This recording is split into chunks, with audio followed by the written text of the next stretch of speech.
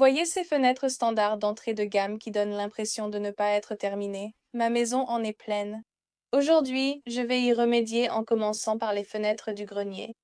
D'abord, retirer l'ancien rebord de fenêtre. J'ai utilisé un cutter pour tracer autour des bords du rebord et le séparer du mastic. Une fois que j'avais tout découpé, j'ai soulevé la fenêtre pour éviter de la casser, puis avec un marteau et un pied de biche, j'ai retiré le rebord. Une fois qu'il était enlevé, j'ai pris soin de retirer tout vieux mastic ou débris restant. Après avoir mesuré la zone, je suis descendu couper un nouveau rebord de fenêtre.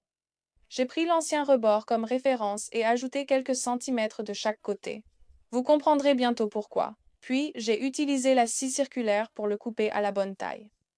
J'ai utilisé ma scie sauteuse pour couper les bords, car elle offrait plus de contrôle. Après cela, j'ai installé le nouveau rebord à la fenêtre, il s'adaptait parfaitement. Je l'ai ensuite cloué pour l'immobiliser. Et voici pourquoi j'ai fait le nouveau rebord plus large que l'ancien, pour ajouter un encadrement de fenêtre. Une fois que j'ai découpé des moulures à la longueur de la fenêtre, j'ai sorti mon arme secrète, Titebond 3 Ultimate Wood Glue. La première chose que j'ai remarqué, c'est à quel point il était facile d'appliquer la colle. L'embout applicateur m'a permis de mettre de la colle exactement là où je le voulais et a vraiment réduit le désordre. Elle a une adhérence initiale très forte, donc quand je place les pièces, elles restent en place. Et malgré cela, j'adore le fait d'avoir un temps ouvert beaucoup plus long, ce qui me permet d'ajuster les pièces avant qu'elles ne soient complètement fixées, pour m'assurer que tout soit bien d'équerre. Et tout excès de colle s'essuie facilement avec de l'eau. J'ai mis des clous pour fixer les planches le temps que la colle sèche. Une fois tout en place et solide, il me restait seulement à revenir combler les espaces avec du mastic. Il ne faut vraiment pas sauter cette étape, car c'est ce qui donne à votre projet un aspect plus abouti.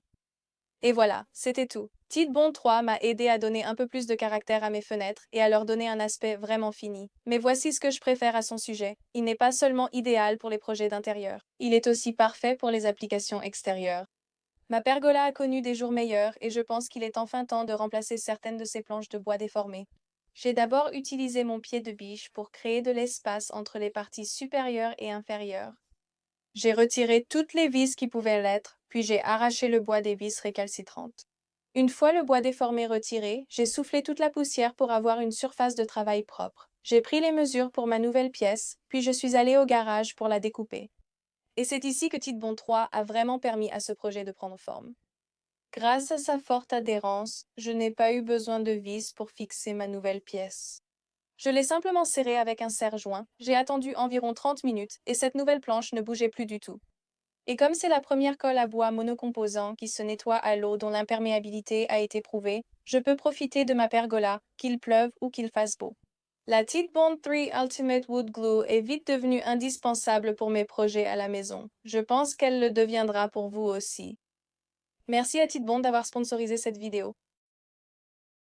Pendant des mois, je suis passée devant les mêmes petits espaces et fissures autour de mes fenêtres et portes, en me disant que je finirais bien par m'en occuper un jour. Eh bien, aujourd'hui est ce jour-là. J'ai attrapé un tube de ProGrade Plus de Titebond et j'ai enfin traité les endroits où le temps et les intempéries avaient abîmé les choses. D'abord, j'ai commencé par un petit nettoyage de printemps des solins autour de mes fenêtres, car ils étaient devenus très sales pendant l'hiver. J'ai pris un sachet de bicarbonate de soude et j'ai rempli un vaporisateur de Si vinaigre. notre chaîne vous donne envie de transformer un objet vieux et négligé en quelque chose de beau, puis de filmer tout le processus, j'ai un outil qui convient parfaitement et qui peut tout vous faciliter. Parce qu'une fois que vous commencez à monter, vous réalisez soudainement que vous avez aussi besoin de tout le reste. Les vidéos, la musique, les effets sonores, les modèles. Trouver tout ça peut prendre des heures si vous partez de zéro. C'est pour ça que j'utilise Storyblocks. Storyblocks est une boîte à outils créative tout en un. Elle regroupe des vidéos, de la musique, des effets sonores, des modèles et bien plus encore, tout au même endroit. Vous pouvez ainsi vous concentrer sur l'histoire que vous racontez sans passer d'une plateforme à l'autre, tout en accédant à une vaste bibliothèque créée par des humains.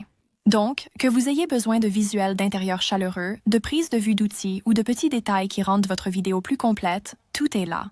Ils proposent aussi des outils d'IA pour faciliter la production. Leur voix off IA, alimentée par Eleven Labs, peut générer une narration naturelle. Et si vous avez besoin de visuels personnalisés, leur montage vidéo IA, propulsé par Runway, vous aide à générer et à affiner les plans plus rapidement tout en vous laissant le contrôle créatif.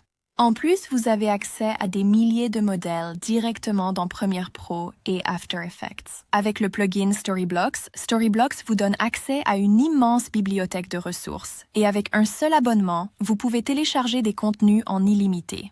C'est une option très économique pour commencer à raconter de meilleures histoires. Cliquez sur le lien en description ou scannez le QR code. Vous pouvez bénéficier de 15% de réduction sur tout abonnement annuel pour une durée limitée, alors profitez-en dès maintenant. Maintenant, revenons au projet. Je saupoudre le bicarbonate de soude, je vaporise le vinaigre et avec une brosse, j'ai pu tout nettoyer rapidement et facilement. J'ai tout rincé à l'eau pour vérifier l'avancement, puis j'ai continué. J'ai découvert que j'avais laissé une fenêtre en particulier sans entretien beaucoup trop longtemps, ce qui explique pourquoi ma salle à manger était particulièrement froide cet hiver, car j'ai vite compris que les espaces ici posaient vraiment problème. Après le nettoyage, il fallait retirer l'ancien mastic autour de la fenêtre. Utilisez un cutter bien aiguisé, mais veillez à éviter tout dégât involontaire. Je suis aussi intervenue avec un ciseau à bois pour gratter un peu. Une fois que j'ai retiré l'ancien mastic, j'ai comblé les grands espaces avec une mousse expansive que vous pouvez trouver dans votre magasin de bricolage local. Cela ajoute une couche d'isolation supplémentaire et s'occupe de ces deux grandes zones. J'ai vraiment hâte d'utiliser le mastic ProGrade Plus de Titebond pour traiter ces zones vraiment problématiques qui bougent. D'après ce que je sais, il est idéal pour sceller les joints, réparer les fissures et combler ces grands espaces. Tout propre et sec, il restait à appliquer le mastic ProGrade Plus de Titebond. L'avantage ici est que la formule acrylique siliconée permet le mouvement des joints, ce qui est crucial pour cet emplacement de fenêtre. Ce mastic très flexible répond parfaitement à mes besoins. Avec les conditions météorologiques extrêmes de ma région, il est conçu pour ne pas se fissurer, ce qui est idéal. Deuxième avantage, il bénéficie d'une garantie incroyable de 50 ans, ce qui est vraiment exceptionnel. Ce que j'aime avec la version transparente, c'est que je peux l'utiliser partout dans la maison, même si les couleurs changent. Je suis ensuite passée à l'encadrement autour de ma porte arrière pour mieux la protéger des intempéries. Dès l'application du cordon, ce mastic m'a tout de suite impressionné. Il est incroyablement facile à utiliser et il se lisse aussi sans effort. Ce mastic est formulé pour une utilisation aussi bien à l'intérieur qu'à l'extérieur, donc je suis couverte pour tous les espaces dont j'ai besoin aujourd'hui, que ce soit dedans ou dehors. Ce qui est génial aussi, c'est qu'il existe en 9 couleurs, donc si vous cherchez à assortir, vous êtes prête. Le nettoyage est simple avec un essuie-tout, un chiffon et de l'eau tant que le produit n'est pas sec. Le mastic ProGrade Plus de Titebond a vraiment facilité cette tâche fastidieuse. Une fois tout bien scellé, j'ai pu repeindre après seulement 2 heures, ce qui fait gagner du temps. Le mastic a rafraîchi le contour et toute la porte est désormais prête pour toutes les saisons.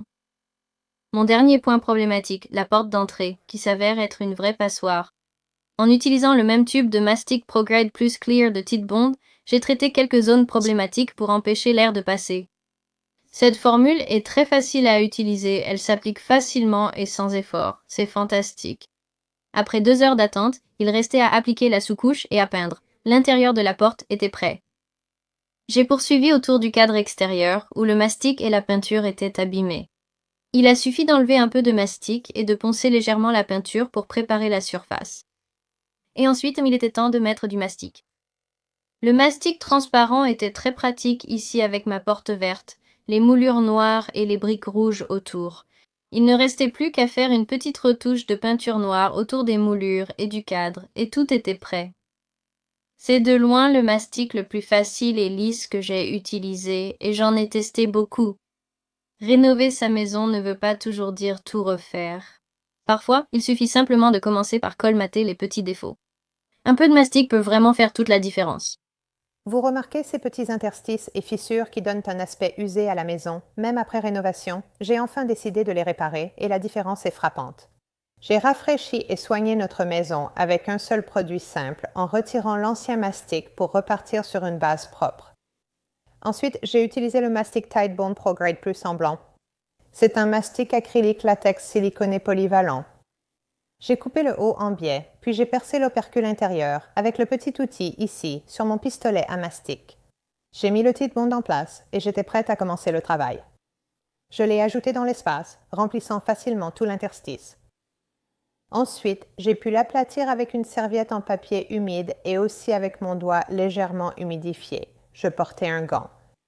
Je l'ai un peu poussé en place pour obtenir exactement le type de finition que je voulais. Après seulement 2 heures, c'était complètement prêt à être peint, alors j'ai sorti ma peinture blanche et j'ai tout retouché pour que tout soit beau, frais et avec une finition professionnelle. La jointure n'était plus visible. Il était donc temps de passer à cette fissure au plafond. J'ai dû sortir la grande échelle pour celle-ci et grimper tout en haut. Avec du mastic Titebond et un pistolet à calfeutrer, j'ai créé une ligne le long de la fissure. J'ai utilisé un autre outil pour essayer de pousser le mastic dans l'espace de la fissure. J'ai aussi utilisé mon doigt, car l'outil était parfois difficile à manier à cause de la texture écrasée de mon plafond.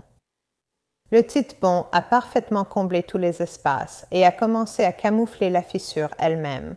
J'ai laissé sécher, puis j'ai pris ma peinture blanche mat pour plafond. Même avec la peinture encore humide, on peut voir à quel point le Titebond a complètement caché toute trace de cette fissure. C'est bien mieux et ce n'est plus une horreur à voir dans le salon. J'étais prête à m'occuper de la chambre principale de différentes manières. J'ai commencé avec la colle Titebond dans le coin. Sachant que j'allais peindre, j'ai mis du ruban de masquage le long des bords inférieurs. Alors que la colle Titebond a pu combler le grand espace dans la moulure de ma cuisine, elle a aussi pu remplir cet espace plus petit, plus étroit et plus précis que j'avais besoin de combler ici dans la chambre. J'ai encore utilisé une serviette en papier humide ou mon doigt pour placer le mastic précisément où je le voulais. 2 heures plus tard, je peignais à nouveau et, une fois que c'était sec, j'ai retiré le ruban de masquage et cela a laissé une belle finition. Cela aurait dû être fait ainsi dès le début. Terminer ces projets était vraiment nécessaire pour améliorer l'apparence de ma maison. Ce sont les finitions qui font toute la différence, alors j'ai eu envie de continuer et de finir cette chambre pour qu'elle soit beaucoup plus belle. J'ai acheté de nouveaux draps et tailles d'oreiller sur Amazon et j'ai fait un peu de ménage partout. Désencombrer fait toujours une énorme différence. J'ai ajouté une nouvelle couette, de la couleur avec la couronne de tournesol et la couverture jaune. Quand tous ces petits détails se réunissent, la maison a vraiment l'air tellement mieux et plus aboutie. Ces projets peuvent vous faire retomber amoureuse de votre maison de 20 ans.